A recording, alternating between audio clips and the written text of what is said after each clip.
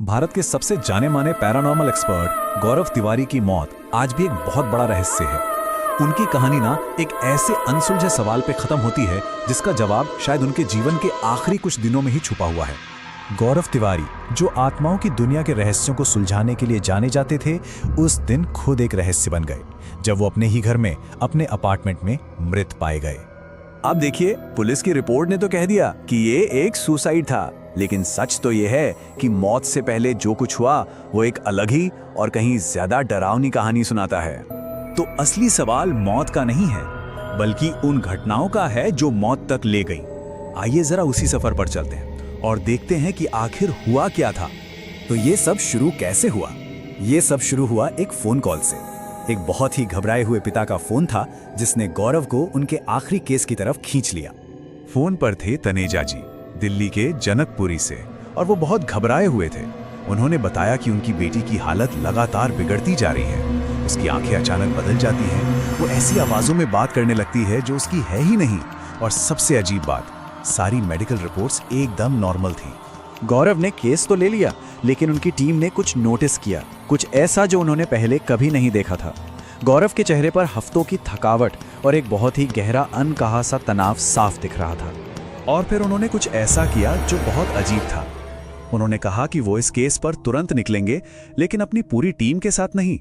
उनके साथ सिर्फ एक सदस्य जाएगा, मान्या। ये फैसला खुद अपने आप में एक चेतावनी जैसा था। और जैसे ही वो लोग कार में जनकपुरी के लिए निकले, गौरव के अंदर जो तूफान चल रहा था वो पहली बार बाहर आया। मान्या ने जब उनसे पूछा कि क्या बात है, तो गौरव ने आखिरकार अपनी खामोशी तोड़ी। उन्होंने माना कि हाँ, वो कुछ दिनों से परेशान है। वजह कोई नया केस नहीं, बल्कि एक पुराना सुलझावा केस है जो उन्हें परेशान करने के लिए लौट आया है। वो केस था भानगढ़ किले का। सोचिए, दुनिया को उन्होंने बताया था कि वहां कोई अलौकिक शक्ति नहीं है। वो उनकी ऑफिशियल रिपोर्ट थी, लेकिन गौरव ने मान्या को जो सच बताया वो रोंगटे खड़े कर देने वाला था। उन्होंने कहा, हम गलत थे मान्या, वहां कुछ था जो बस खामोशी से हमारी हर बात सुन रहा था। और इसी भारी मन के साथ वो दोनों जनकपुरी की उस बिल्डिंग के सामने पहुंचे। कहते हैं कि उस जगह की हवा में ही एक अजीब सा खौफ महसूस हो रहा था। मतलब बिल्डिंग को देखकर ही एक अजीब सी फीलिंग आ रही थी। सीलन भरी दीवारें, उखड़ता हुआ प्लास्टर, माहौल बहुत ही डरावना था।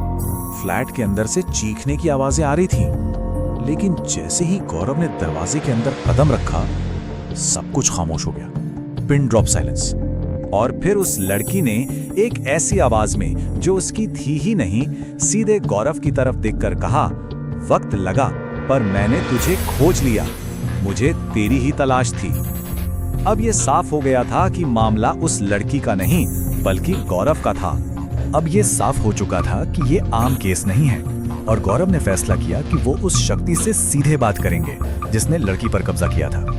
गौरव ने सीधा और सबसे जरूरी सवाल पूछा, क्या इस लड़की के शरीर में तुम एक से ज्यादा हो? इस सवाल का जो जवाब मिला उसके लिए कोई भी तैयार नहीं था। लड़की का शरीर वो हवा में उठ गया और उसने जवाब दिया, बिल्कुल। और ठीक उसी वक्त गौरव को अपने आसपास काले साए दिखने लगे। एक नहीं, दो नहीं, बल्कि पूरे 40 साए उस कमरे में उन्हें घिरे हुए थे। सोच सकते हैं, गौरव जैसा अनुभवी इंसान भी ये देखकर कांप गया होगा। फिर उन आत्माओं ने गौरव के सामने एक सौदा रखा, एक ऐसा सौदा जो कोई इंसान कर ही नहीं सकता। उन्होंने कहा, हमें अपने साथ ले चल और हम इस लड़की का शरीर छोड़ देंगे। क्या ये सौदा मंजूर है? लेकिन गौरव ने एक सेकंड भी नहीं सोचा। उस लड़की को बचाने के लिए उन्होंने उस नामुमकिन सौदे को मान लिया। उन्होंने हाँ कह दिया। और जैसे ही गौरव ने हाँ कहा, पलक झपकते ही वो 40 साए गायब हो गए और गौरव का शरीर बेजान होकर जमीन पर गिर पड़ा। आप सोच रहे होंगे कि कहानी यहां खत्म हो गई, लेकिन असल में कहानी का सबसे बड़ा और सबसे गहरा सवाल तो अब शुरू होता है। तो क्या इसका सीधा सा मतलब यह है कि उन 40 आत्माओं ने ही गौरव तिवारी की जान ले ली, जिनके साथ उन्होंने सौदा किया था? सुनने में तो यही लगता है ना? लेकिन जो सोर्स स्टोरी है उसका जवाब है नहीं, वो आत्माएं वजह नहीं थी। कहानी हमें एक बहुत ही परेशान करने वाले सवाल पर लाकर छोड़ देती है कि गौरव के अतीत की वो कौन सी एक गलती थी जिसका अंजाम उन्हें इस तरह भुगतना पड़ रहा था।